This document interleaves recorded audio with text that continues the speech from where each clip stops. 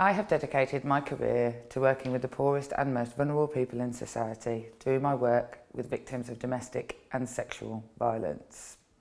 As a community activist, I know how important it is to make sure that people's voices are heard. I think now is the time that we hear the voices of Zambrano families.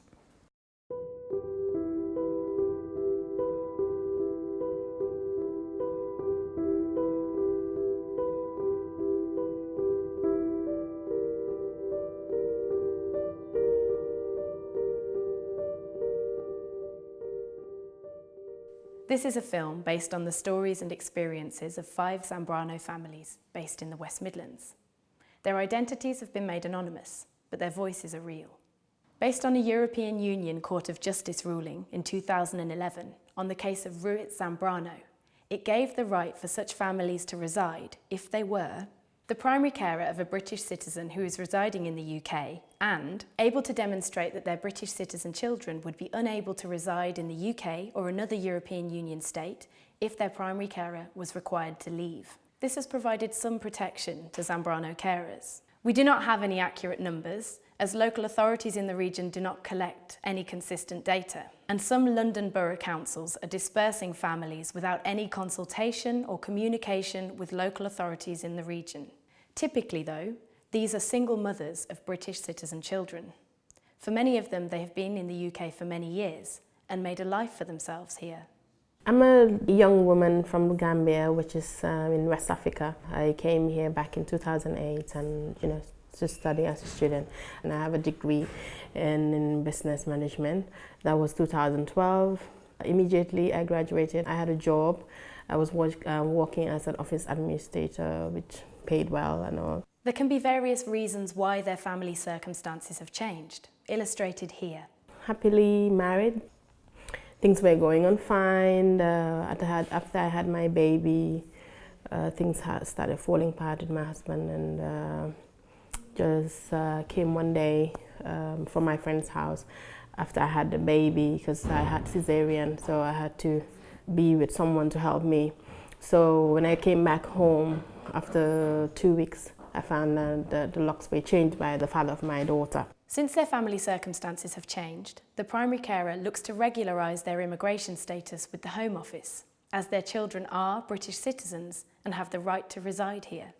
The Home Office, however, is frequently reluctant to recognise the right of residence, taking the view that the fact that an absentee father is unwilling to meet his child's care needs does not make him unable to do so, leading to the argument that the non-UK citizen might reasonably be expected to leave the UK without breaching the child's rights as a British citizen.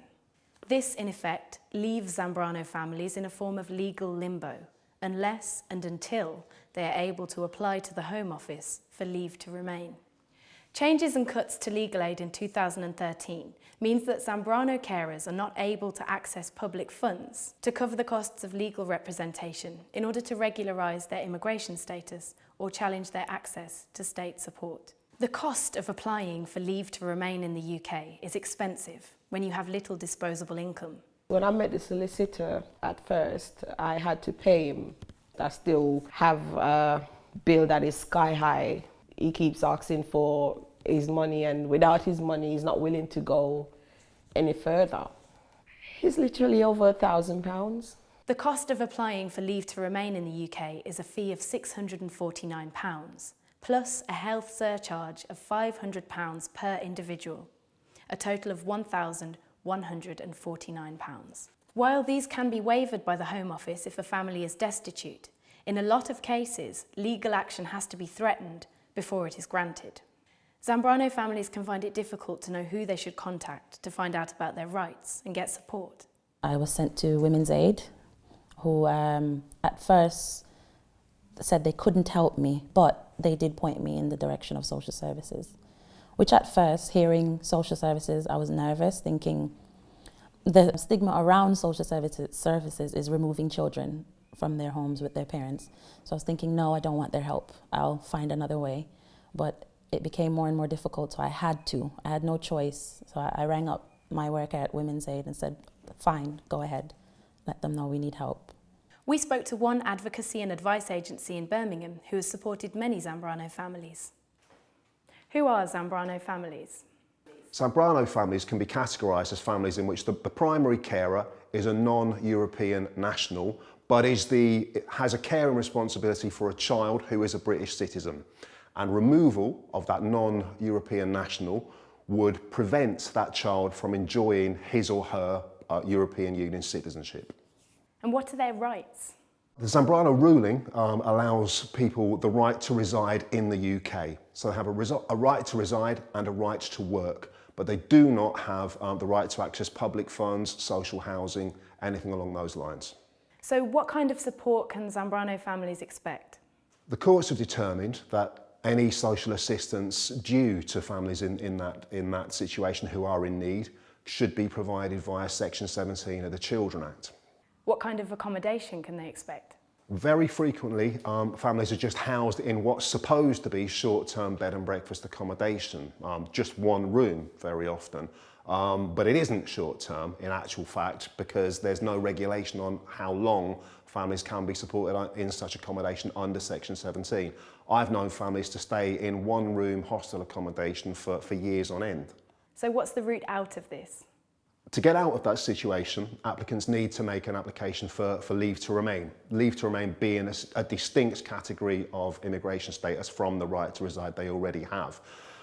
Having obtained that leave to remain, you will hopefully then have recourse to public funds, the ability to access housing benefit, child benefit, tax credits, and all those other things that single parent families are frequently reliant on when they're low income earners. Thank you. Many Zambrano families are housed in bed and breakfast or hotel accommodation. Evidence from Zambrano families suggests that many are housed in such accommodation for months or even years. I'm still in a B&B.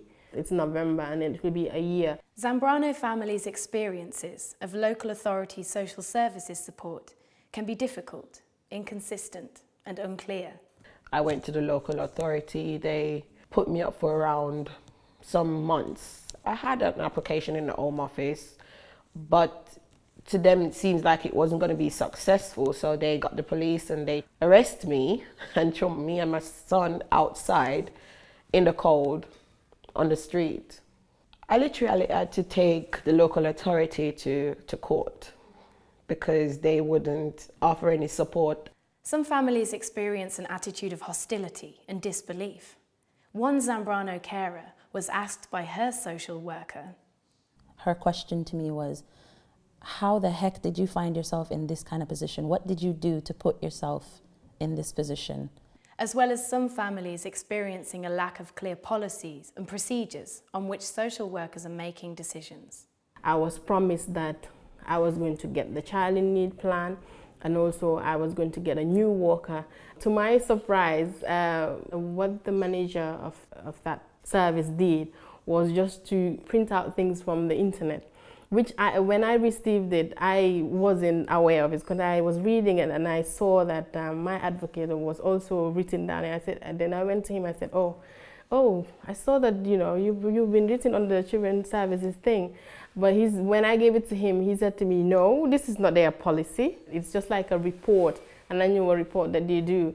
Case law suggests that support paid out to Zambrano families should be paid out to a level similar to that provided for asylum seekers under Home Office asylum support arrangements, which is to say £36 per week per person or £108 per week for a mother with 2 dependent children. The combination of poor quality accommodation over long periods of time and minimum subsistence support can have a detrimental impact on a child's well-being and development. As my son would say, "Mum, this is prison." My son is 6 years old and he said, "Mum, this is hell. We can't even go outside and play." With the money social services was giving me plus the child benefit, it's either feed the kids or go to school. If I have to choose, I'm choosing making sure my kids are fed. My son, he's usually bubbly, doesn't want you to lead, he's very independent. Being there, he was withdrawn, clingy. Just to go into the toilet, he freaks out, like, I can't leave. My daughter, normally chatty and happy, also withdrawn, unhappy, drawing a lot of pictures and writing stories. And when I would read the stories that she would write, she referred to the hotel that we were staying at as Bearwood Court Prison. The current system treats these children, who are UK citizens, unfairly and creates hardship for the same children that the system is there to keep safe and protect. Many Zambrano families are grateful for the support they do get, however, and in our interviews offered their thoughts on how the current support could be improved in a way that did not resign their children to a third-class childhood. Please look at the places you're sending these families to. You take yourself there personally and see if you think it's suitable for young children. Children's services should look for places where kids can play so that they will not be asked to stop. We adults, we can sit in one place, but children can't. I think as far as communicating with us, they could communicate with us better. Because I felt like social services treated me personally. I think they treated me like a criminal. Like I've done something wrong in asking you to help me make better for my kids and myself. Addressing some of the inadequacies in current policy and practice could save time and longer-term costs to social services, but also ensure that the safety and protection of children who are UK citizens are at the heart of their approach.